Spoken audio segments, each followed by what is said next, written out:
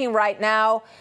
President Trump's extraordinary trip to Saudi Arabia. He is at a state dinner right now. You can bet that it is very elaborate based on what we saw in terms of his welcome as he begins his 4-day swing through the Middle East.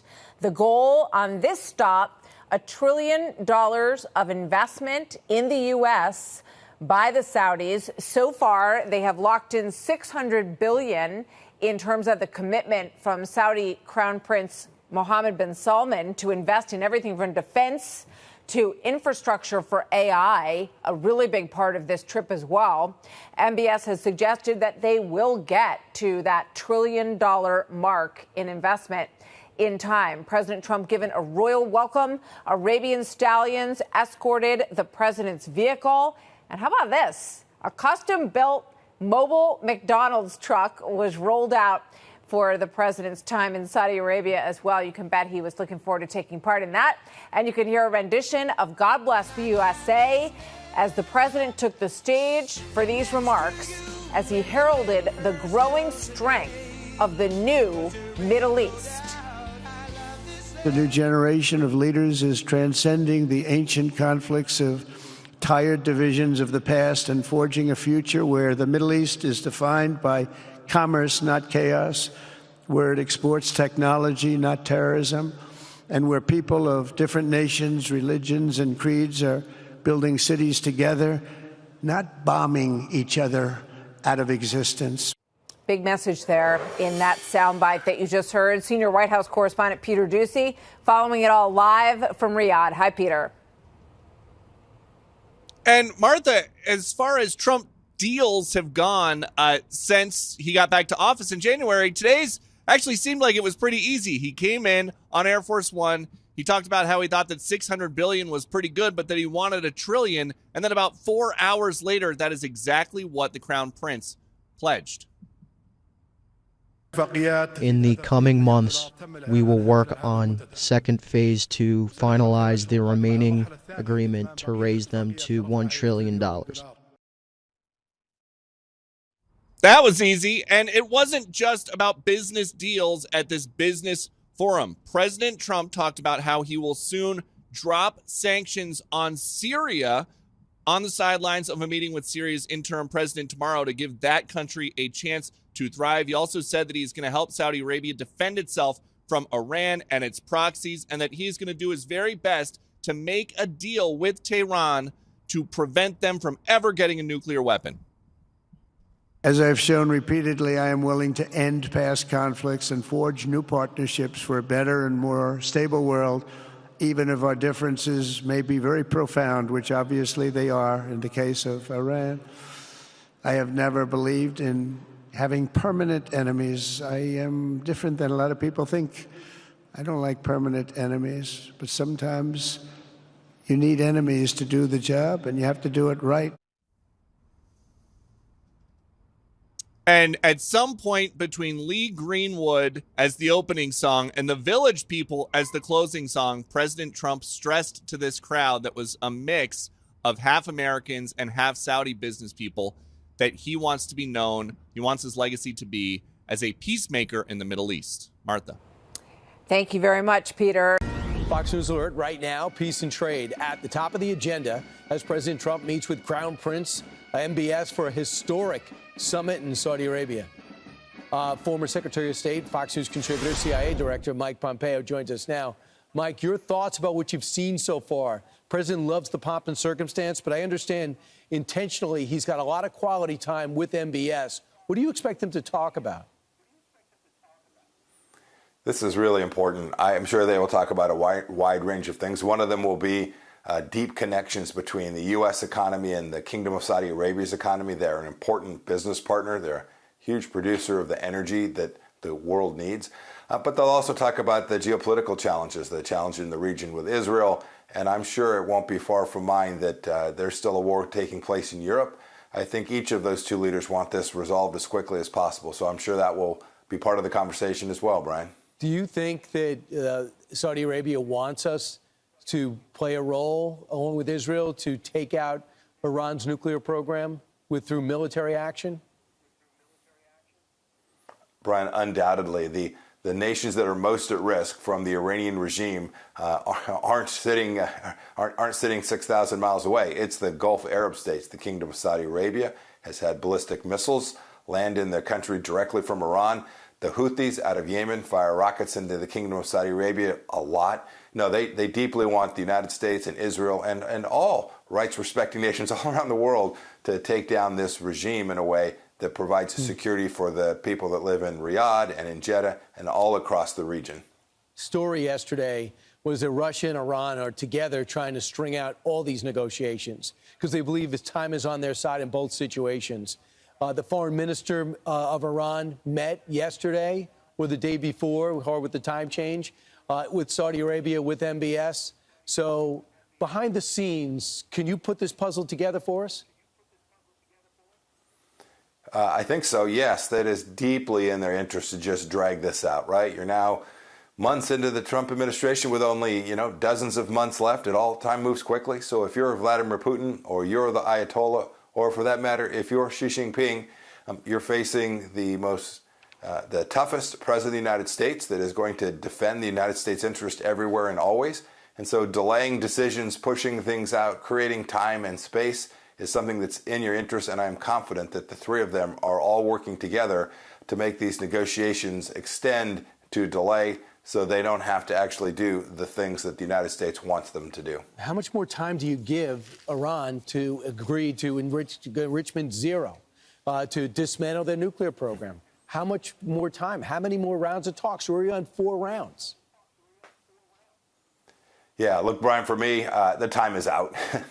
There's no chance that the Iranians are going to do a fully verifiable denuclearization with inspections and no enrichment and destroying their missiles and missile program and then stopping terror. I mean, the probability of them agreeing to that, Brian, you know this, it's a zero. I think the time is on us. They're frankly at amongst their weakest points in an awfully long time, in spite of the Biden administration, not because of it. The Israelis and the United States should go do everything at this moment we can to ensure that they never get a nuclear weapon. And I'm confident we have the tools and skills and capabilities to pull that off. And the whole world, including the Kingdom of Saudi Arabia, the United Arab Emirates, all of the countries in that region, they'll be thankful for the work that we do. Silently. They won't say it publicly, but behind the scenes, they'll let you know. We've seen some of those cables exposed through various leaks in the background. They fear what Iran in the region. And lastly, when you talk about the Russia and Ukraine, it was a few days ago where the European leader said no ceasefire, no peace talks without ceasefire. Well, the next day, Putin comes out and says, I'll have peace talks on Thursday, one-on-one.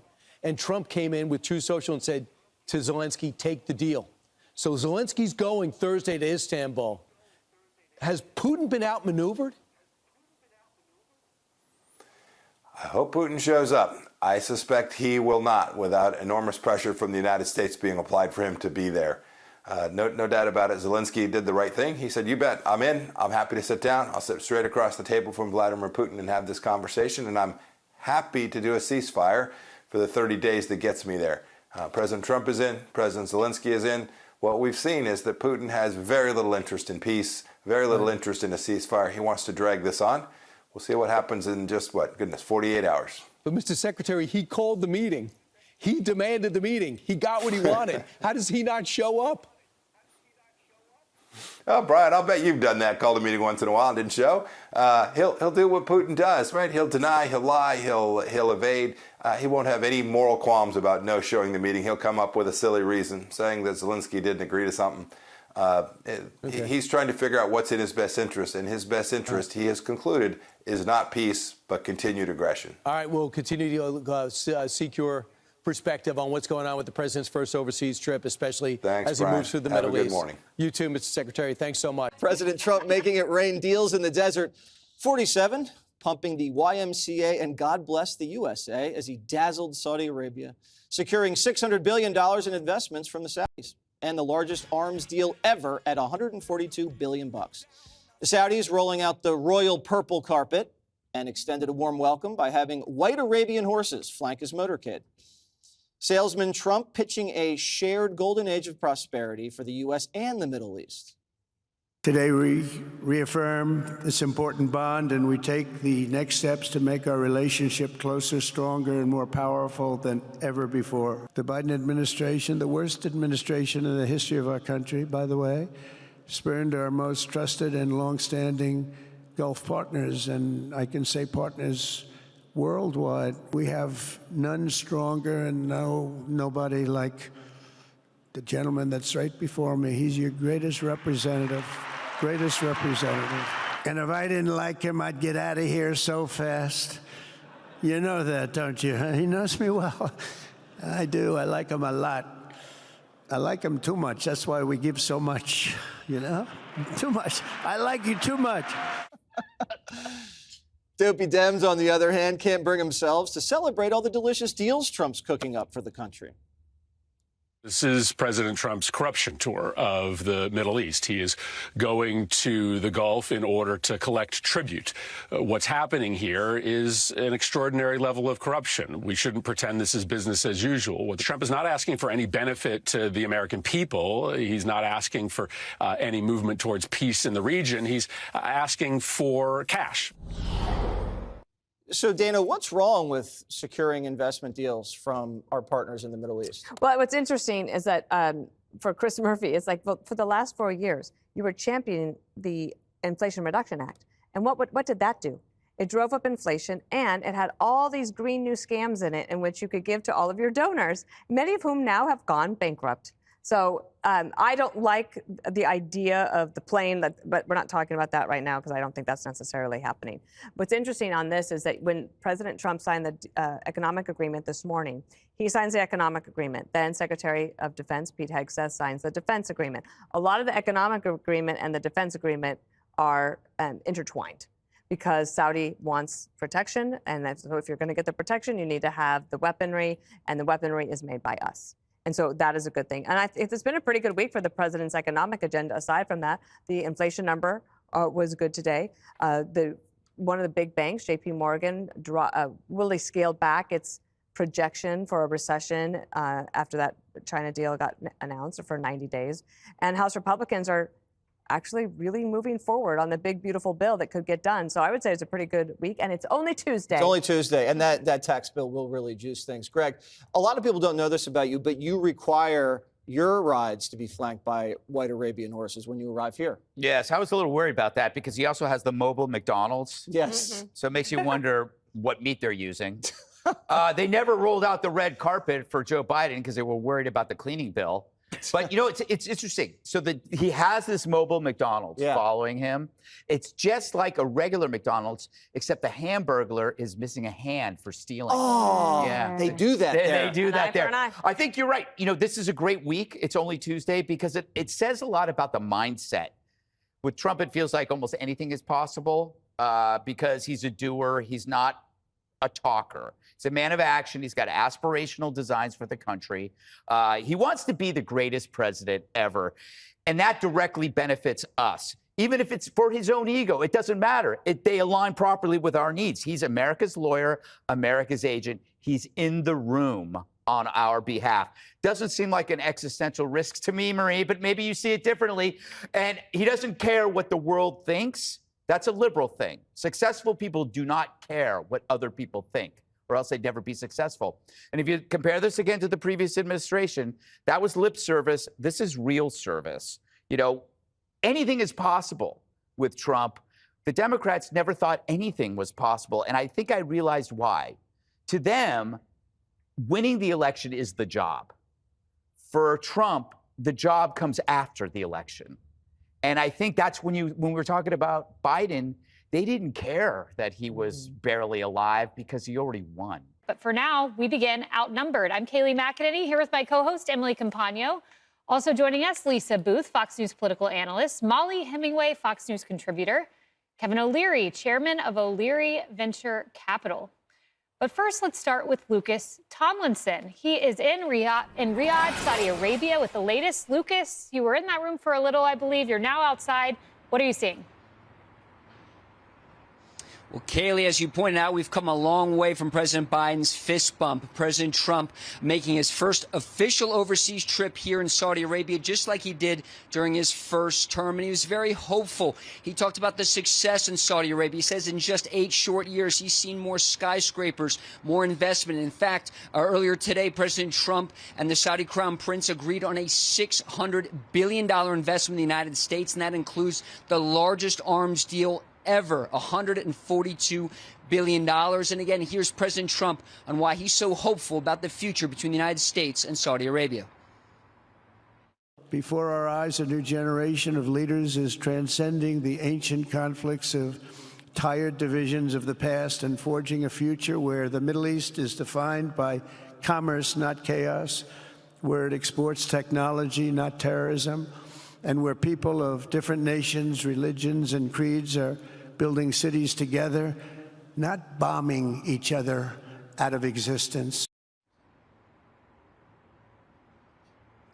Now, speaking bombing, it was interesting when President Trump brought up Iran during his remarks. He said that they cannot have a nuclear weapon. We knew this before, but what he said afterwards was interesting. He said he would inflict maximum pressure on Iran. There was no talk anymore about bombing Iran. And you mentioned the sanctions, Kaylee. That's very notable because, of course, the new Sunni president of Syria, after the Assad regime fell, he is a former U.S.-sanctioned terrorist. He was with the Nusra Front. He fought against the United States, but people are hopeful, bear with me, because they don't want to see Iran going back into the country. They don't want to see Syria being used as a forward operating base by the Iranian regime. And you mentioned in your open, President Trump had some pretty harsh words for those who came before him, not just President Biden, who, of course, infamously called the Saudi Crown Prince a pariah, visited here during the midterms before the midterms in 2022. He had some harsh words about his predecessors, nation builders, if you will. Let's roll the tape.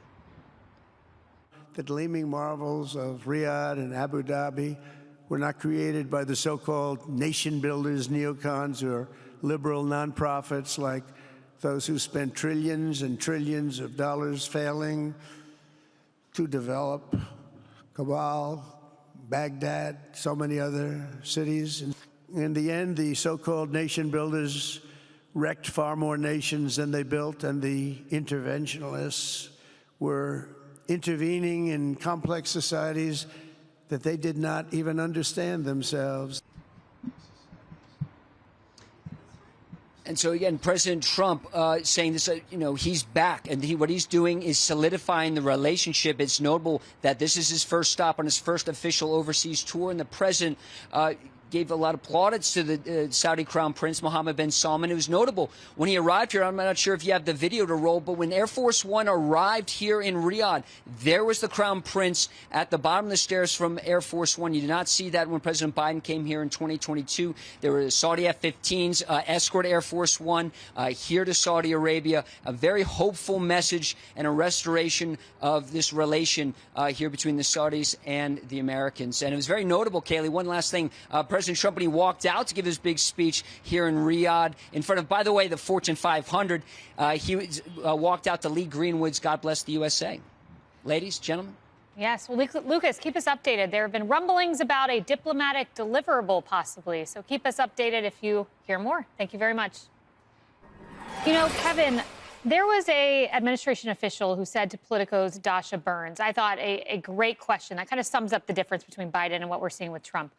When was the last time that you had a president do such a heavy foreign trip focused almost exclusively on investment? It's a great question. And we heard him there talk about the first 3 rows who, he said, they toss and turn at night. And he said, you worry about the ones who don't toss and turn because they don't take you to the promised land, meaning the investors, the businessmen. You're a tosser and a turner. What do you make of the remarks? The president said in his remarks there are no permanent enemies, only permanent interests is what he's imputing there. And really what's going on with this trip are 2 things. One is China. He doesn't want China to develop a relationship in what I call the Middle East circle of friendship, and that is Saudi Arabia, Qatar, and the United Arab Emirates. And then you ask yourself, why are all these AI guys with him? What's with that? And I'll tell you what it's about.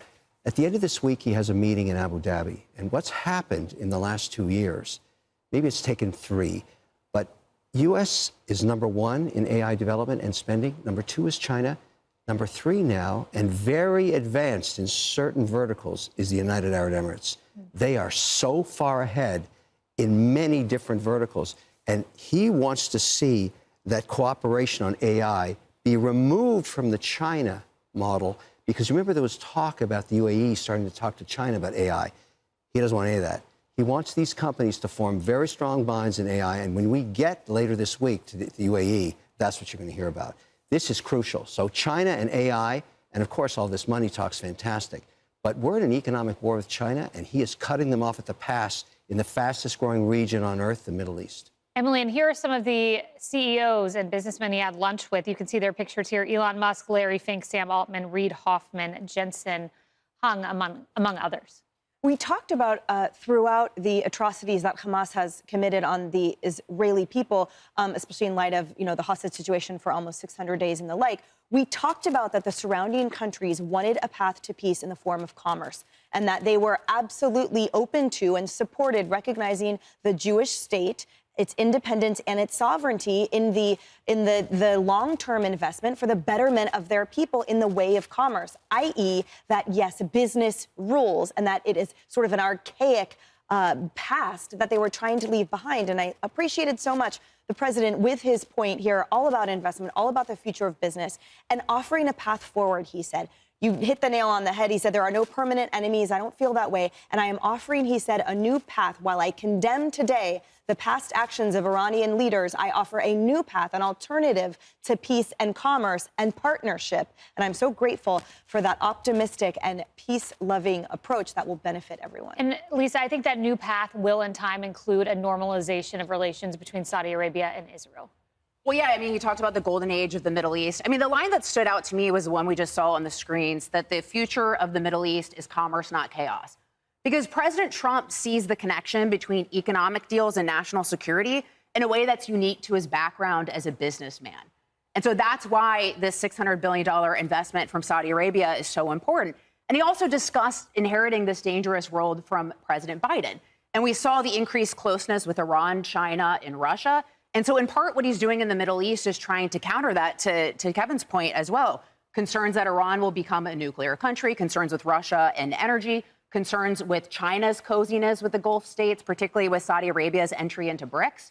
And so, I find that line the most interesting and most unique to President Trump with that business background. Molly, you expressed some jubilation when you heard him call out the nation builders. Yeah, first of all, I want to point out that Reid Hoffman is sitting there in the front row, and he secretly financed so much of the Democrat lawfare against Trump and other people. So I guess that's an example of no permanent enemies. Kind of surprising to see him there. But yes, this is peace through strength and prosperity through partnerships. He calls out the warmongers who find it very easy to enter into war without a plan or strategy for how to succeed. And he said that the people who were nation builders had wrecked far more nations than they had built, and the interventionists were intervening in complex societies that they did not understand. He says, we're not doing that anymore, and instead we're building a strong economy through this partnership with other people. It's a very different approach than what our country was subjected to for the past few decades. Yeah, the past few decades, regardless of which party was in control of the White House. That's exactly right.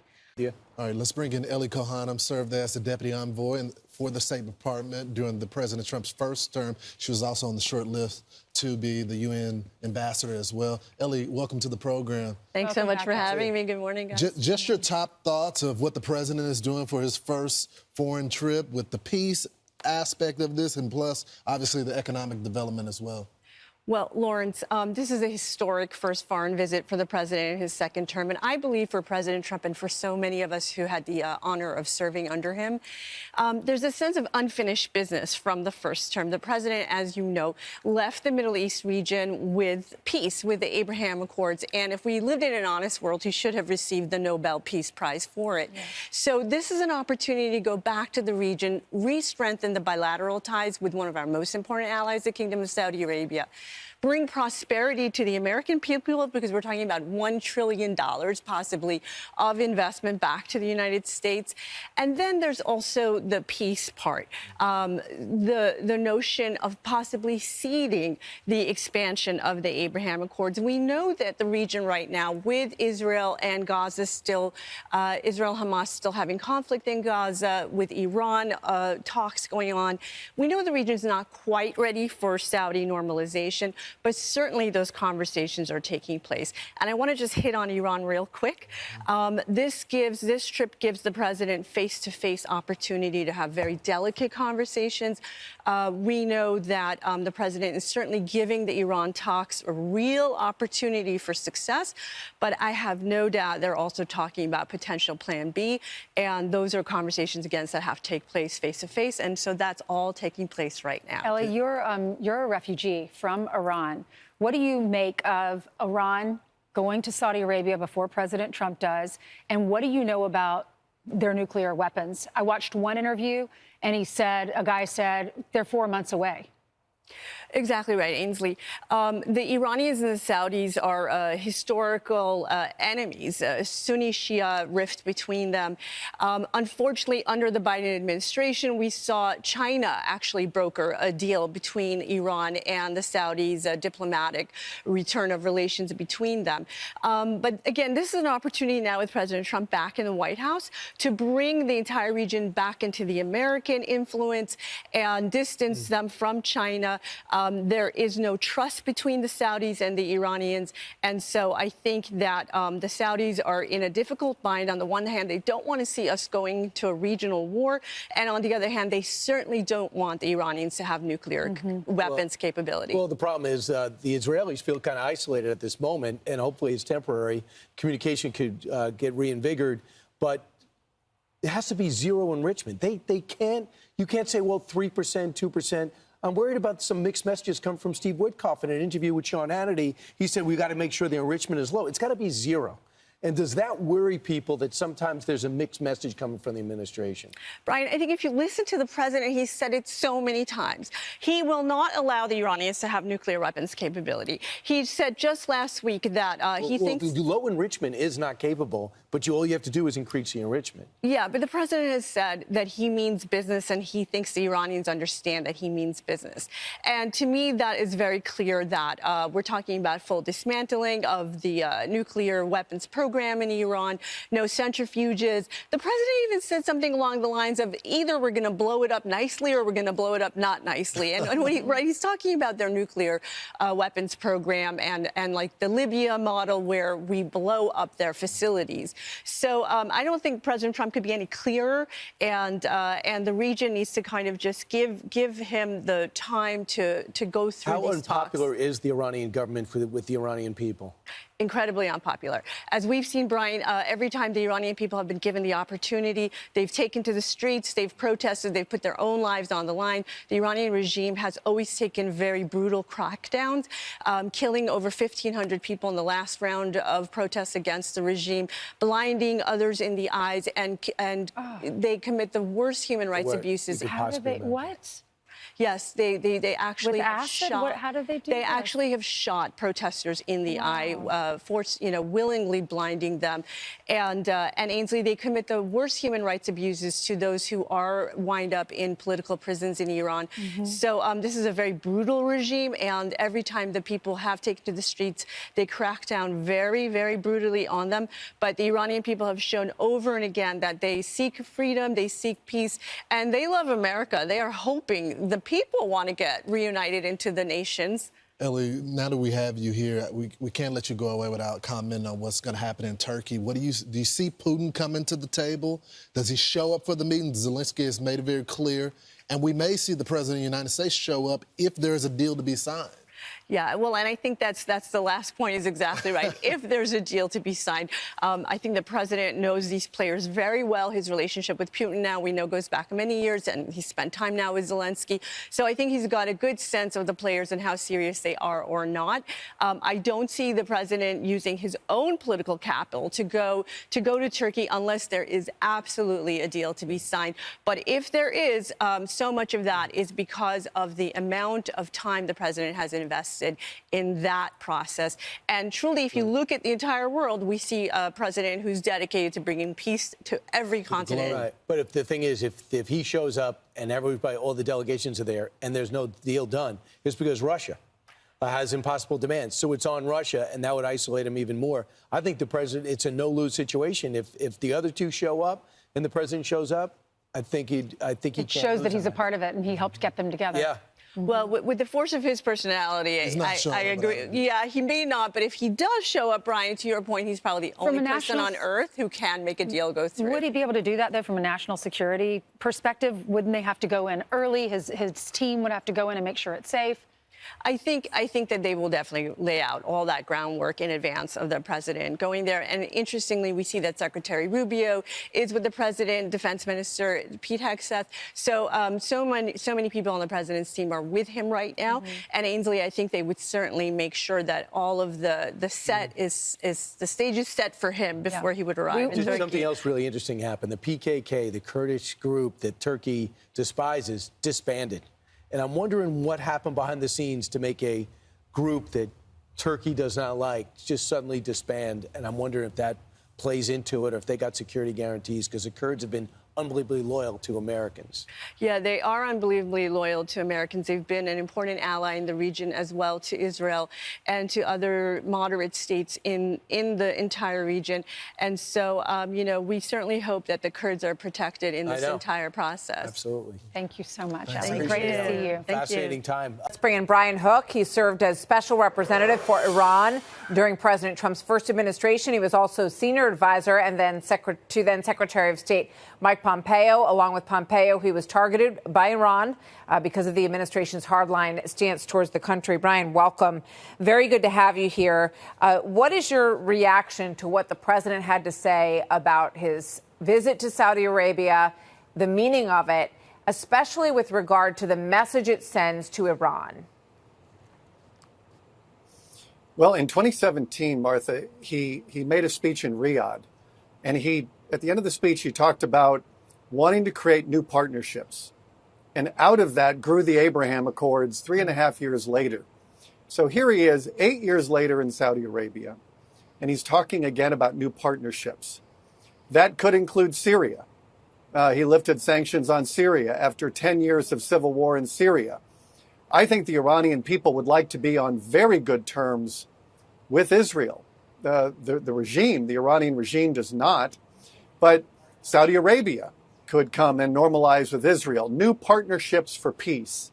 And so while there's a lot of deal making going on, there is also a really large component of stabilizing the Middle East, moderating the extremism. MBS has been a great leader in that regard. And, I would say the Gulf really represents the new Middle East that President Trump was talking about. And this trip helps bring that Middle East into existence. Yeah, I thought it was very interesting in those comments we just played from President Trump.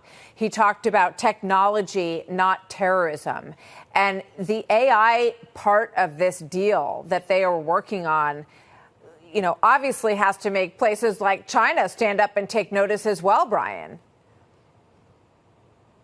Yeah, the AI component is big. I saw that Sam Altman from OpenAI is on this trip. And that'll be a focus in Saudi, but it'll also be a focus in UAE. UAE under Sheikh Taknoon is a leader in AI. And, they're talking about $1.3 trillion of new investment in the United States. AI is going to be a part of that. I think for these countries in the Gulf to continue on their positive path, which is the opposite of the Iranian regime's path, AI is a big part of it. And the United States leads on AI. And having all of these leaders in tech come to the Middle East, tech, not terrorism, is a really good message for that region, and I think it'll resonate. Let's listen to what the president said about Iran today. Watch. We'd imposed unprecedented sanctions on Iran and starved the regime of resources to fund terror. They were unable to fund anything because they had no money left. They had no money. But the new administration came in and let them have a lot of money, and you saw what happened. It was not money well spent. So what would a deal with Iran look like? And do you have confidence that they would ever give up their nuclear weapons work, their enrichment of uranium, and ever agree to having it moved potentially to a third-party country? Well, there's been 4 rounds of talks, 3 or 4 rounds of talks so far with the Iranians that's been led by Steve Witkoff, the president's lead negotiator. The Iranian regime is not negotiating from a position of strength. Thanks to Israel, they've lost most of their proxies. Their last functioning proxy are the Houthis. And the President Trump has waged a pretty significant bombing campaign to degrade them. And so if the Iranians were smart, they would take the very sincere off-ramp that President Trump is offering them. And it's quite simple. I think, for the Iranians, you don't need to enrich to have peaceful nuclear power. UAE has peaceful nuclear power and they don't enrich. More than half the countries in the world that have nuclear power do not enrich. It's not too much to ask of the Iranian regime. And so if we can end enrichment, I think that may be a very good deal. And that, based on what the president and Steve Witkoff has said, that may be the kind of deal they're pursuing. But I hope the Iranians do it the easy way. We'll see. Obviously, it's a huge issue of pride with a regime that has been under tremendous pressure over the recent years, especially under the Israeli dismantling of most of their proxies, as you point out. Brian Hook, thank you very much. Hey, Sean Hannity here. Hey, click here to subscribe to Fox News YouTube page and catch our hottest interviews and most compelling analysis. You will not get it anywhere else.